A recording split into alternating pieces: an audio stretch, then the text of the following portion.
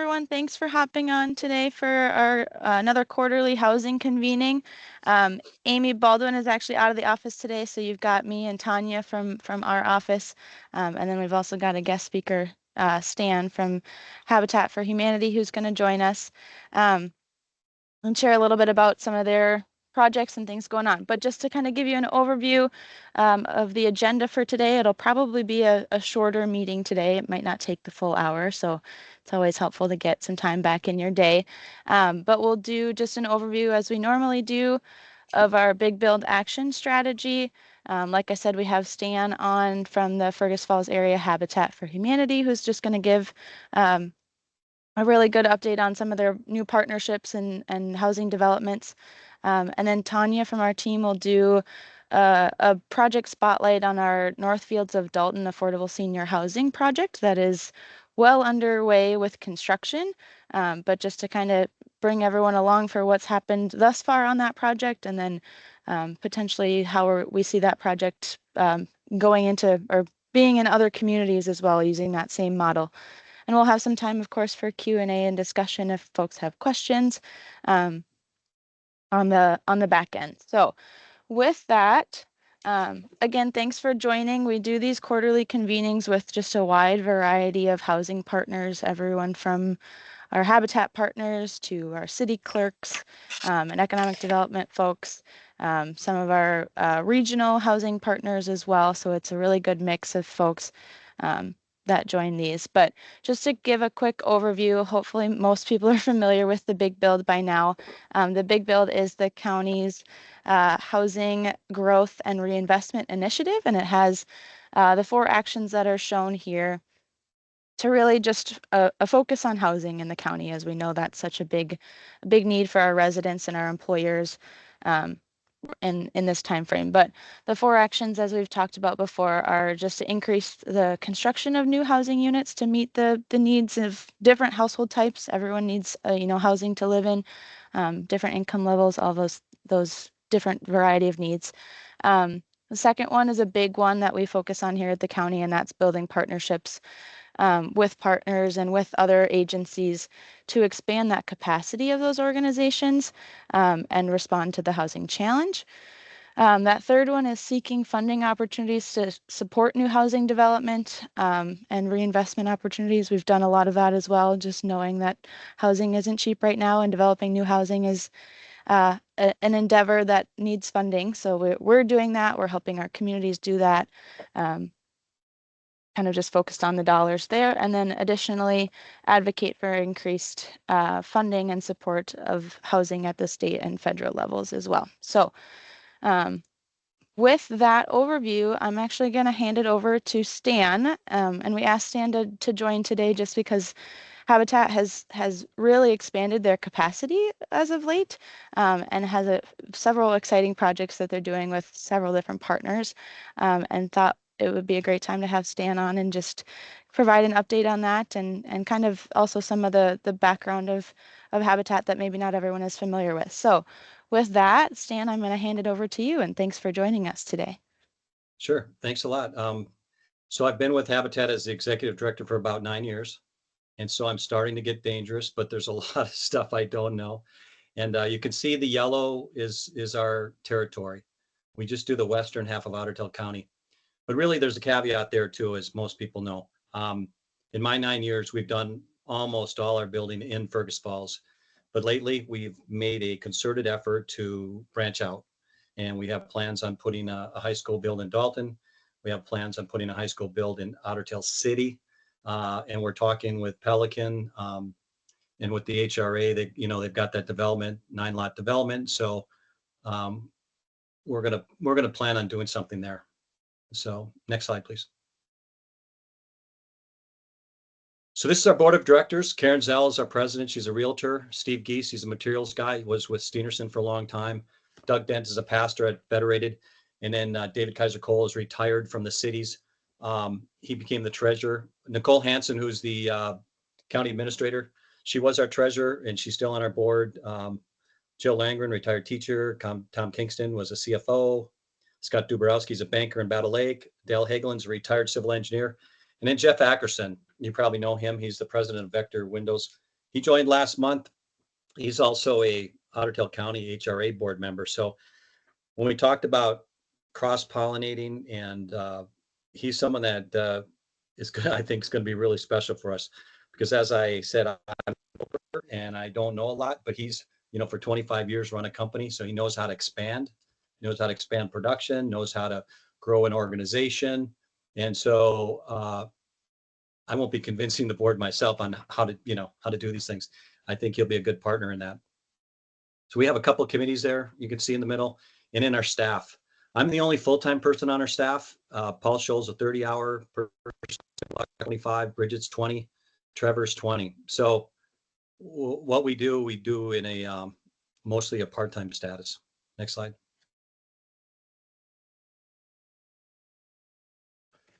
This kind of just gives we've been around 33 years, so we're pretty excited about that. One of my goals before I retire is to try to make us an institution and try to make the organization as solid as possible so that it lasts another, in that time we've done 65 houses, helped 100 families. We tithe internationally to build international homes. And then, we've got there that 2014 homeowner impact study where it kind of just shows the impact of having a home on the family. And pretty much across the board, it's positive outcomes. Once in a while, a home can be more than a family can handle. And because there's home expenses, everybody knows that, right? And they're not going down, they're going up. So sometimes, if a family can't, sometimes it becomes a burden, but not often. Usually it's mostly a positive. Next slide. These are our 3 criteria. Financial need, the family has to have be in the 40 to 80% county median family income. And so you see that for a family of 4, that's about $39,000. That's not a lot of money to own a home. So, but anyway, sweat equity is required, and then ability to repay. So yeah, we don't give away homes. We peg the first mortgage to the 30% of their gross. And then we have a number of things we can do to put a second or third. Usually they're silent, sometimes they're not. Sometimes they get tacked onto the end, but it puts them in an affordable home for the duration, hopefully, of their lives. Next slide. And here's our current families. And so Kai and Gavin, they'll be going, I think Kai actually spent part of her childhood in Dalton, so she's excited. She went to the church, the Lutheran church across the street from where we're going to build. So we're excited to have someone that's going to Dalton, that knows Dalton and loves it.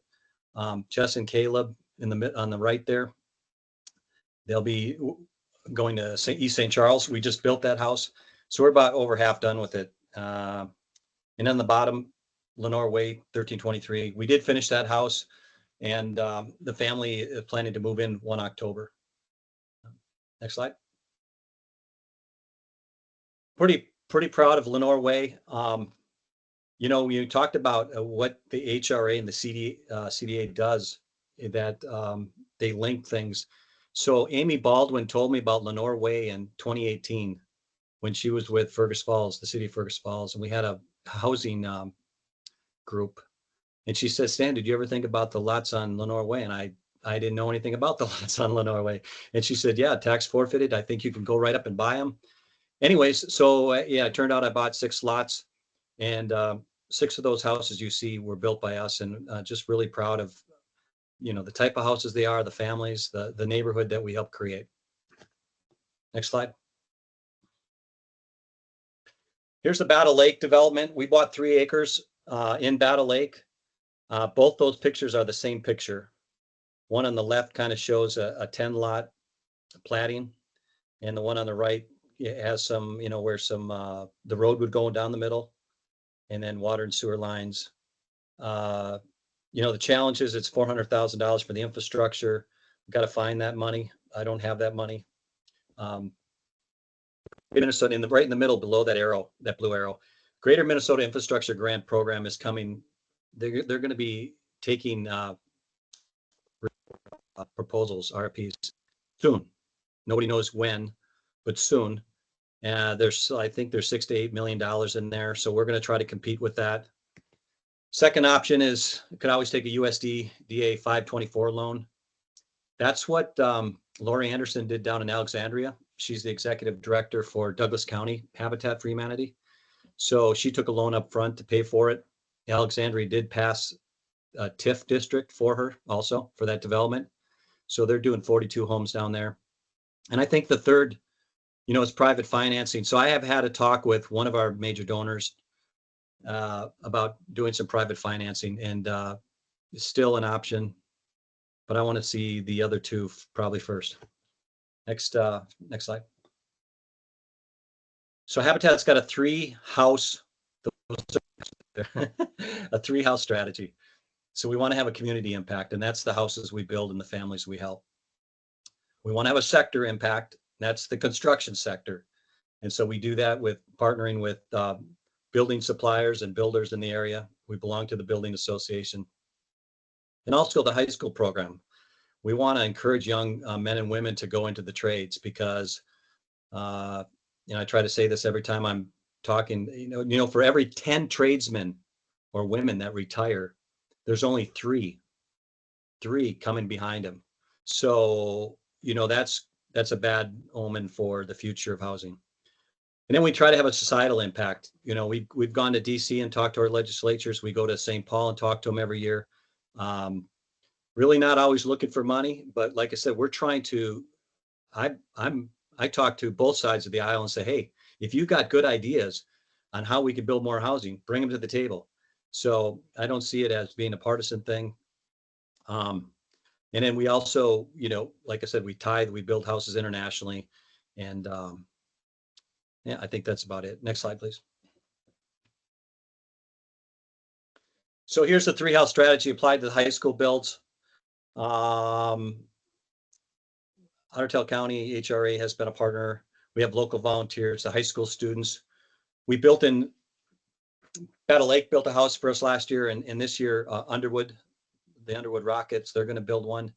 You see Bill Clare's picture. Berkman, he was a scholarship recipient. So we started a scholarship for high school kids that are going into the trades at both Fergus Falls and Battle Lake. So trying to make a statement that it's important, that what they're doing, when you go to these scholarship nights at the high schools, for the most part, there's no scholarships going to, tradespeople.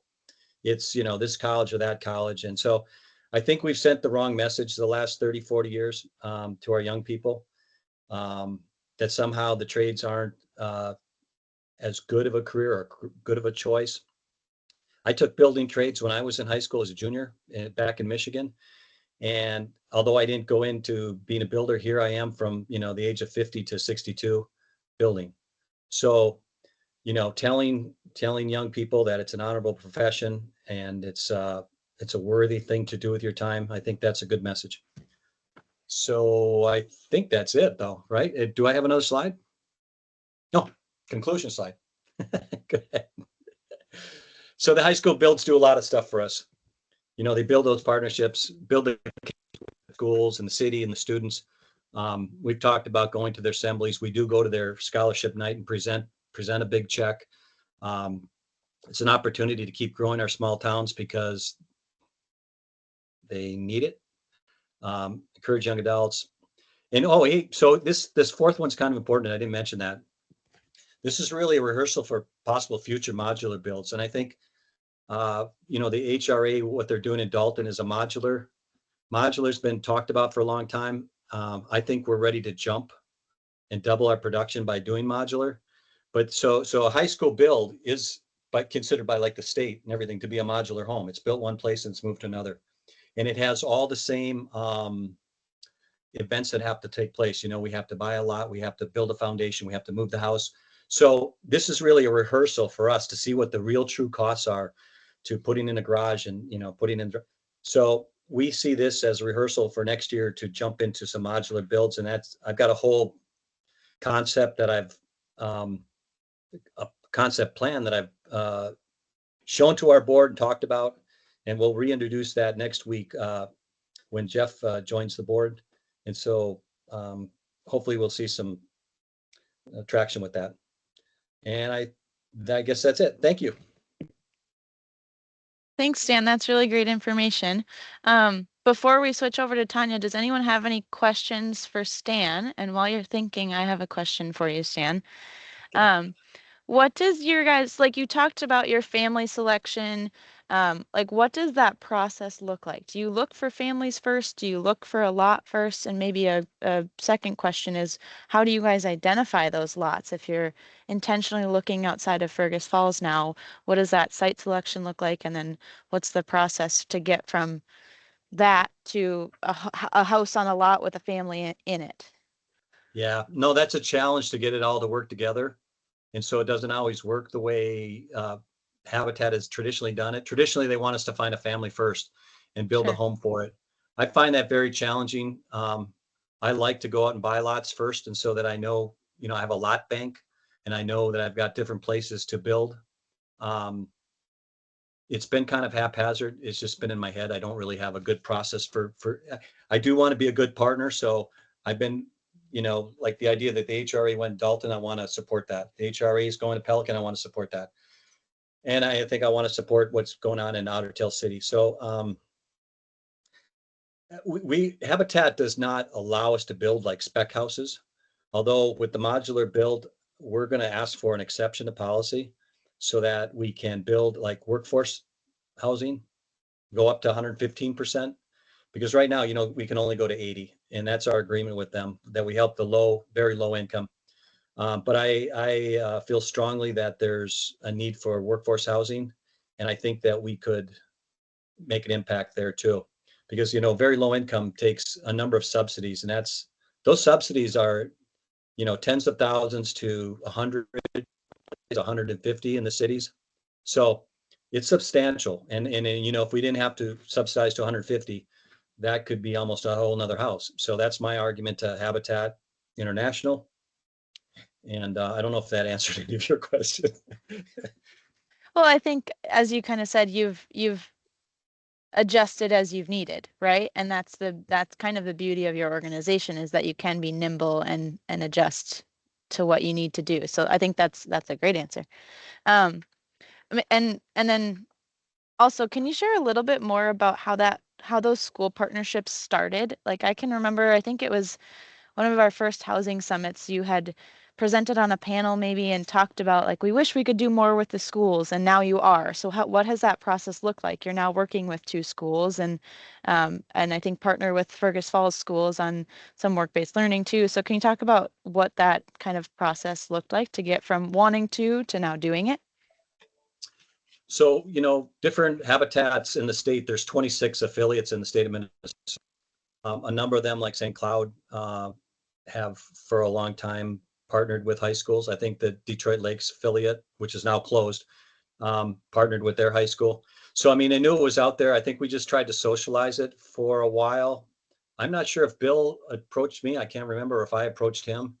And the same thing with Chad Groner at Underwood. I think I approached him after we got the thing going. I would like to see, I think there's 11 high schools in our county, and I think 3 build houses. Now, some do other things, and some people would argue that doing something similar gets people interested. A little bit, yeah, maybe, I don't know. So, but yeah, just I think things like what you're doing here, putting out the word and keep talking about it, it's important. Yeah, those connections lead to lots of different things, for sure. All right, any other questions for Stan? You can feel free to drop them in the chat or unmute and just ask that question, or we can save it for the end too. But if there aren't any questions, we'll go ahead and move on, and I'll hand it over to Tanya to kind of talk through our project in Dalton, as Stan kind of alluded to. So great transition. But I'll hold for any questions.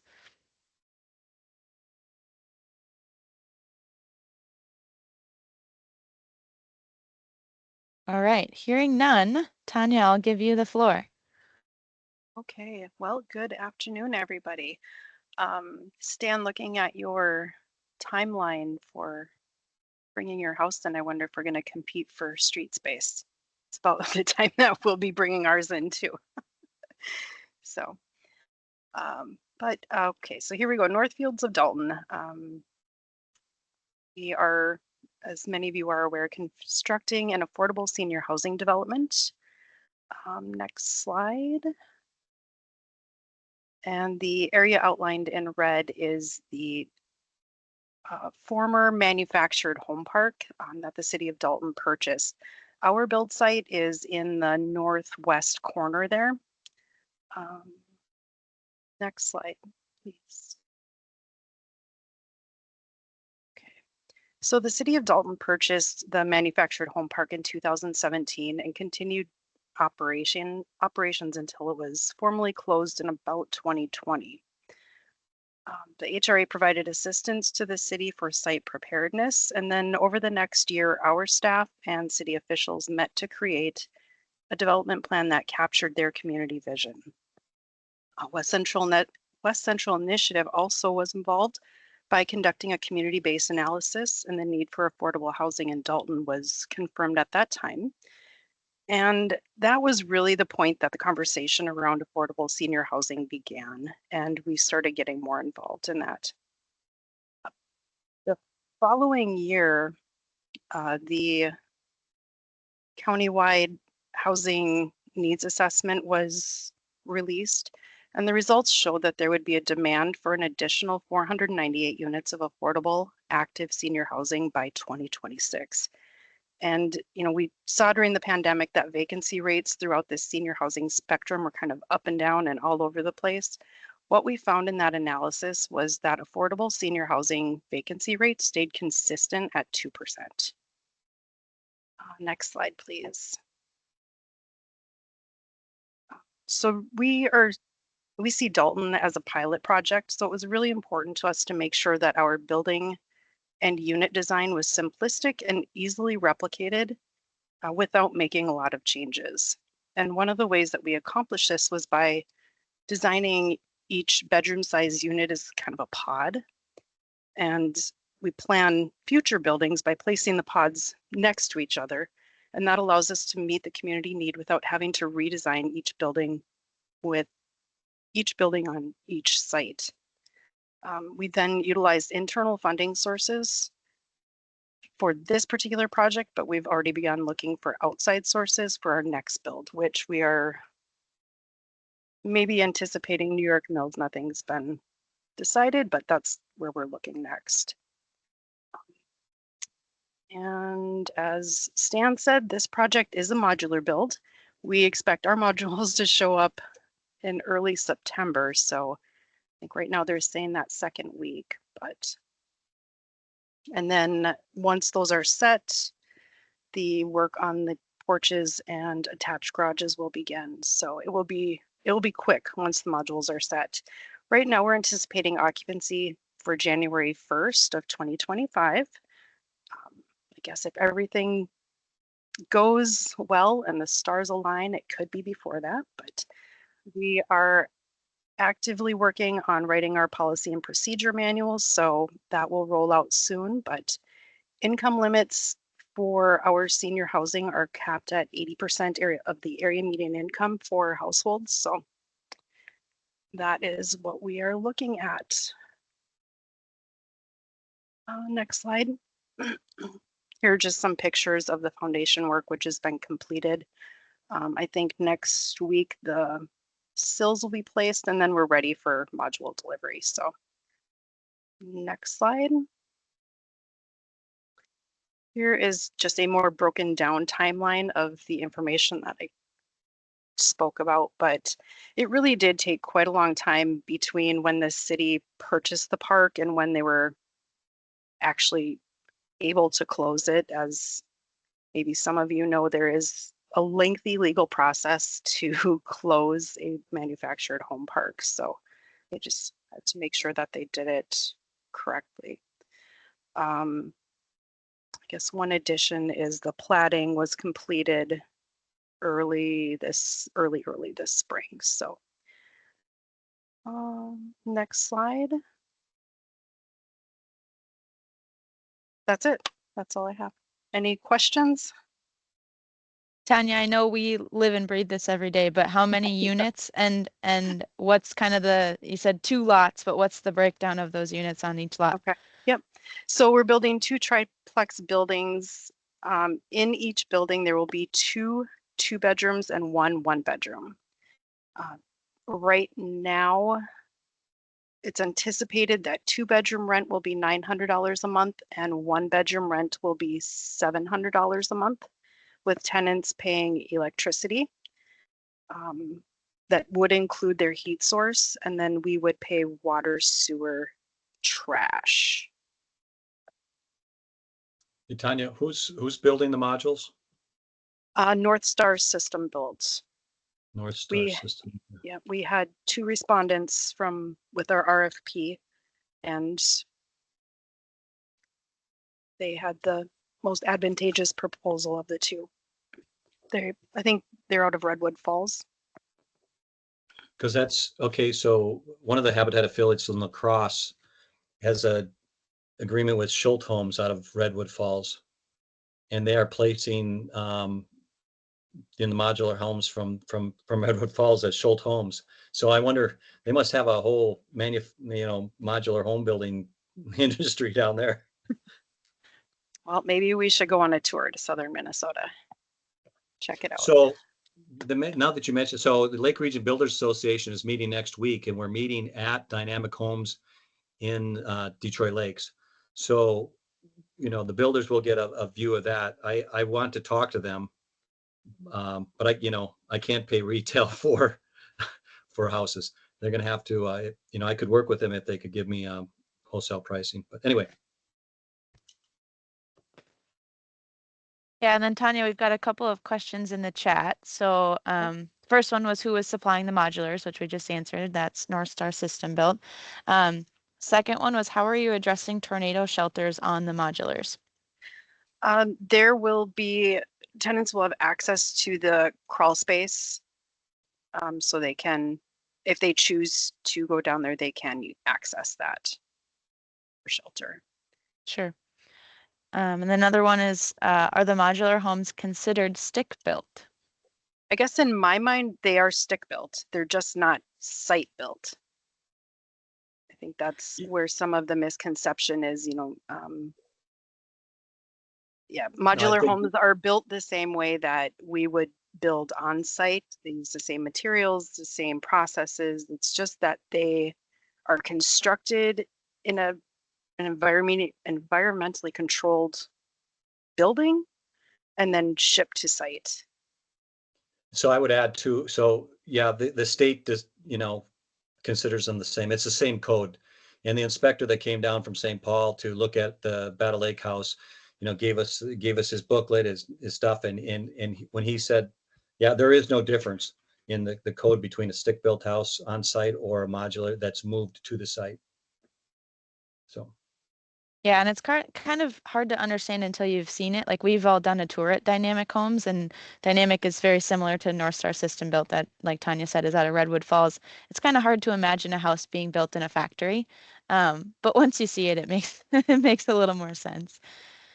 Another question from Clara at the City of Fergus Falls. Did the City of Dalton use any state programs to purchase the manufactured home park? Not to my knowledge. Yeah, and I mean, the HRA kind of came in at the time that the home was, or the park was officially kind of closing, right? So we weren't necessarily a part of that process to know what the wind down of that was. Yeah, I think they had officially closed about 3 months prior to me coming to the Ottertail County HRA. Sure. Yep. So.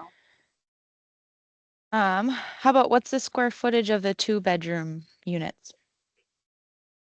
I'm going completely from memory, so don't quote me, but I think we are right around 950 to 1,000 square feet, maybe. I see Mitch is on, Mitch from our team. Mitch, I bet you have the number memorized.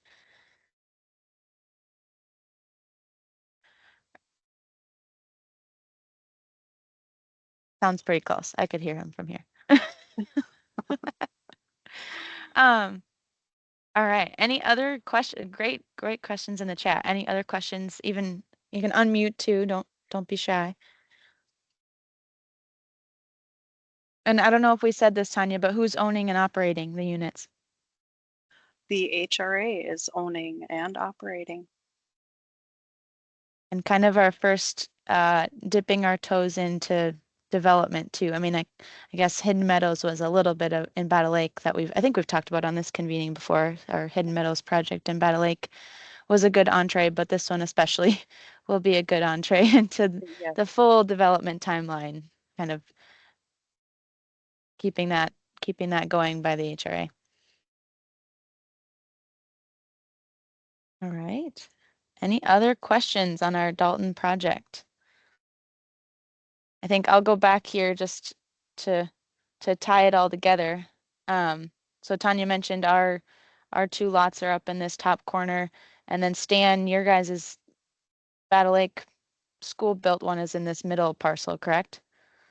Yep, across the Okay. street, yeah, in the middle Yep. parcel.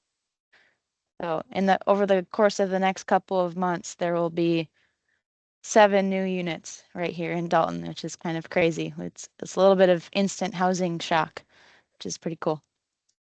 So we have our excavator on site next week. So, and as soon as he does his thing, we're gonna have Bob Nordic come in and try to put in the footings. So yeah, it's a race. Who's gonna get done first? Or winter. Yeah. Yeah. That's the bigger question. Right. All right. Well, just again, want to highlight, Tanya kind of mentioned we're exploring other options for additional communities to do a similar project, and Stan kind of alluded to this too, of looking for some of those funding sources. So just putting a plug in, as we always do, for the county's housing programs, our infrastructure programs, no low cost or low interest construction loans, down payment assistance. We've seen quite an uptick in interest for down payment assistance. So all of that information is still available on our housing page of the county's website that you can get to here. So wanted to put a plug in, and then we've got contact information here. Like I said, Amy isn't on today, but is always a great resource to be a connector to all of those partners. So feel free to jot down those email addresses and reach out to us anytime. I'll do one, like I said, we kind of had a short agenda today, but want to give any other time for questions. And then as people are thinking of those, just a reminder, we will send out both the slides and a recording of our meeting today. So if you want to share it with anyone on your team or go back and watch and reference any of the resources or the highlights that were talked about, you'll have access to that after the fact. So we'll get that off in a follow-up email, hopefully this afternoon yet. But definitely appreciate everyone taking the time to join us today. Thanks for joining us, Stan, and great to hear the progress being made from Habitat. And I'll do one final call for questions for either Tanya or Stan. But again, thanks for everyone for hopping on today.